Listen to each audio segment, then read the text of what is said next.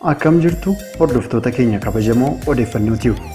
Nageenyi keenya kabajaa bakka jirtanitti isin haa dhaqqabu jechaa qophii keenya har'aatiin bifa salphaa ta'een jaalalleekee simiidhee deeme yookaan jaalalleekee simiitee deemte irraanfachuun akka danda'amu isiniif qabannee dhiyaannee jirra.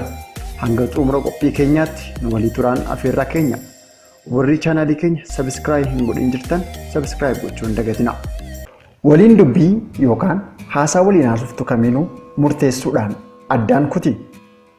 Kun kan danda'amu walitti dhufeenya fuulaa fuulaa yookaan wal arguu dhaabuu, waliif bilbiluu dhiisuu, meesejii waliif barreessuu dhiisuu, miidiyaa hawaasummaa irraa kanneen akka feesbuukii, inistaagiraamii, tiwiitarii fi kanaaf kan kana fakkaatan irraa biloog gochuu yookaan anfireendi gochuudhaan hordofuu dhiisuu.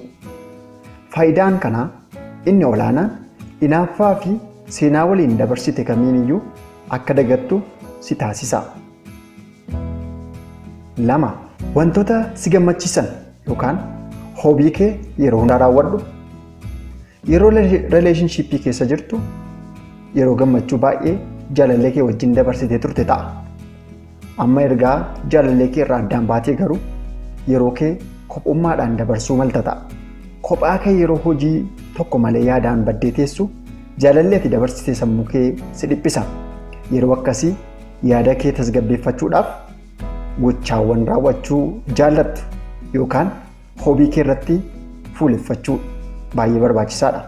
Fakkeenyaaf fiilmii ilaaluu jaallatte yoo ta'e fiilmii ilaaluu yookaan bishaan daakuu, fakkii kaasuu, kitaaba dubbisuu, ispoortii hojjechuu, puulii taphachuu fi hoobii yookaan wantoota raawwachuu jaallattu kanneen biroos ta'uu danda'a.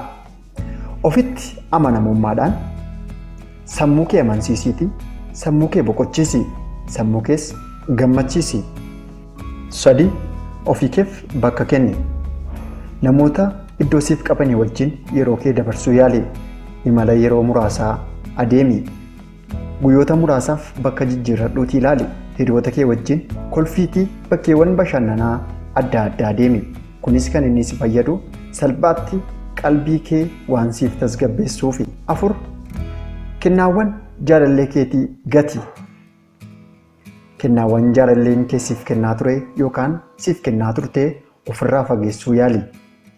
Akkasumas suuraawwanii fi viidiyoowwan garaagaraa jaalallee kee wajjiniin qabdu hunda isaa sammuu kee amansiisiitii balleessi.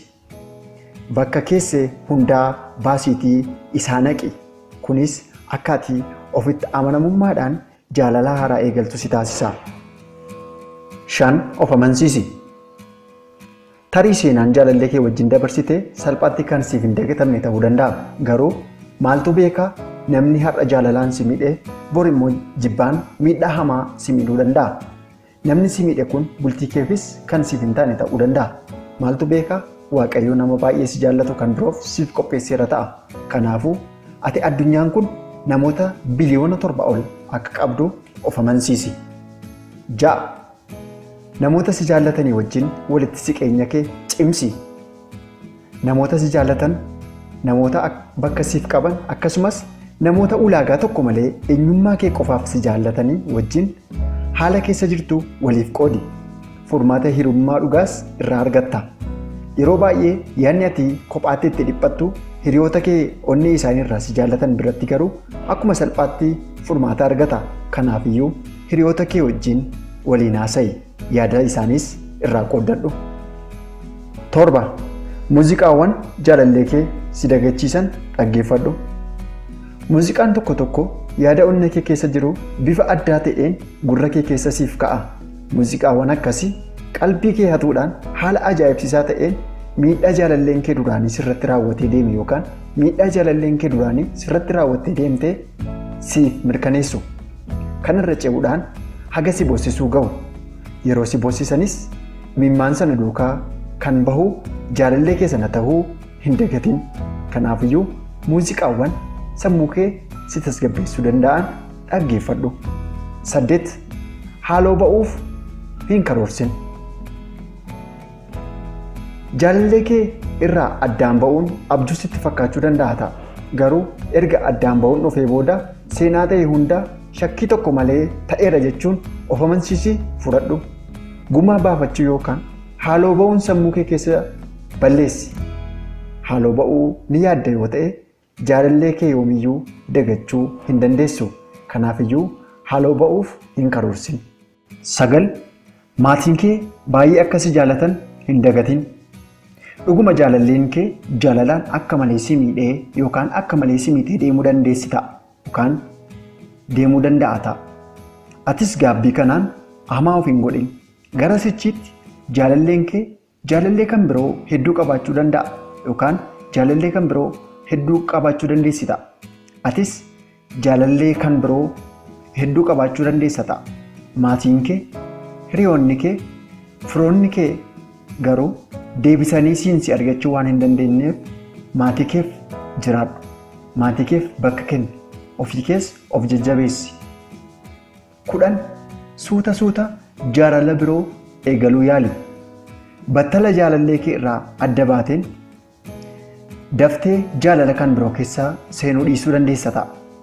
Garuu turtii ji'oota 7 booda nama jaalallee kee duraanii caalaa si jaallatu, si mararsiifatu, bakka guddaa siif qabu argachuu dandeessa ta'a.